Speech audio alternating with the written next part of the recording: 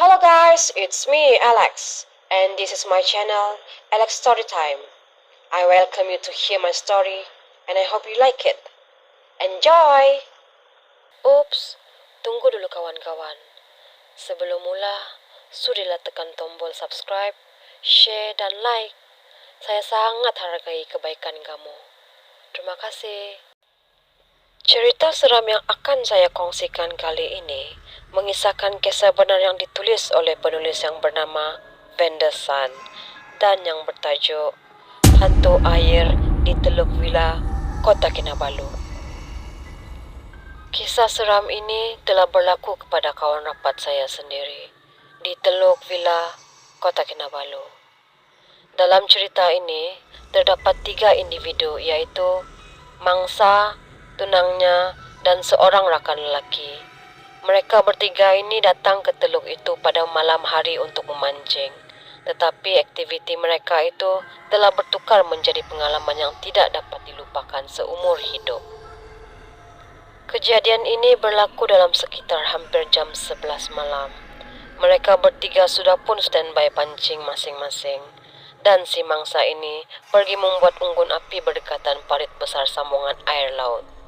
Dan sesudahnya, mangsa menyalakan unggun api lalu dia pergi ke tempat kelompok mereka yang tidak jauh dari parit besar itu.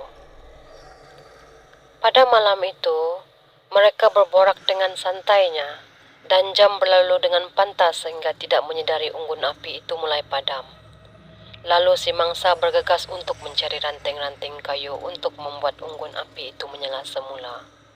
Semasa dalam perjalanan ke arah unggun api yang mulai padam, dia terlihat sebatang kayu berdekatan parit besar.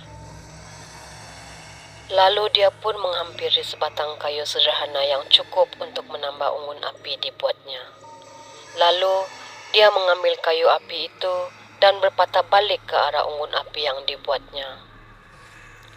Tiba-tiba, dia merasakan seperti tangan yang sejuk memegang kedua-dua kakinya. Lalu dia hilang keseimbangan dan terjatuh ke dalam parit besar yang berketinggian 10 kaki. Manakala kedalaman air paras pinggang dan cara dia jatuh dengan kepala dahulu sampai ke permukaan keras konkrit parit itu.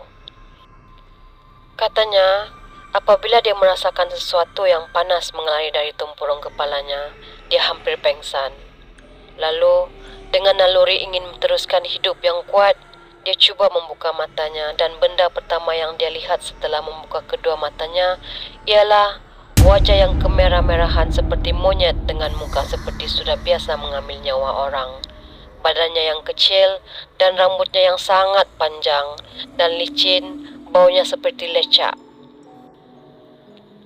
Lalu mangsa panik dan bergelut untuk melepaskan diri. Mangsa juga berkata dia terlihat lampu sulurakannya dan dia menjerit sekuat hati. Tapi kawannya tidak dapat melihat dan mendengar jeritan meminta tolong mangsa.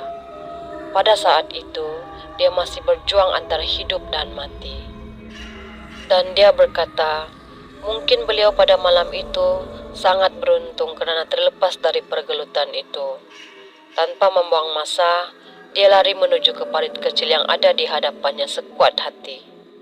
Sesampainya dia ke parit kecil, dia sempat menoleh ke arah kanan dan terlihat makhluk itu yang sedang mengejarnya dengan perlahan sambil rambutnya memenuhi ruang dinding untuk bergerak ke arah mangsa. Mangsa terus mencuba untuk memanjat melalui parit kecil itu untuk ke darat sambil berteriak, "Tolong!"